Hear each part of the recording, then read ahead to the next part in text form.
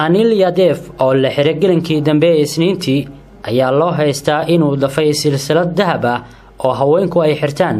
ninkan oo u dhashay India oo laqay silsilada dahabka ayaa la cunsiiyay moos iyo dareere gaar ah si looga soo saaro dahabka.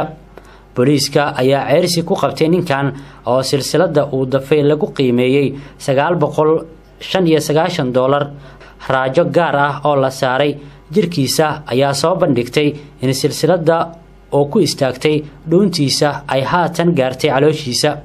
Mr. Yadav oo 30 jir ah ayaa ka dafay silsilada culeyskeedu yahay 25 gram haweeney 52 jir ah oo ka soo baxday gurigeeda magaalada Mumbai Isniintii sida uu BBC-da u sheegay Rahul Power oo booliiska ka tirsan.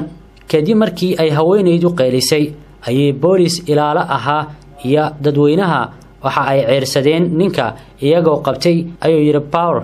tani ma aha markii ugu horeysay tuug la cunsiyo muus iyadoo ay booliisku sheegeen in sanadkii 2007 ay ka dhaceen bariga Hindiya dhacdooyin tan la mid ah oo looga soo saaray silsilad dahab ah.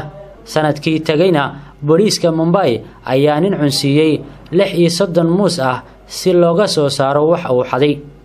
dhaqaatiirta waxa ay sheegeen inuusan muuska jilcin karin caloosha balse uu soo saari karo saxaro badan.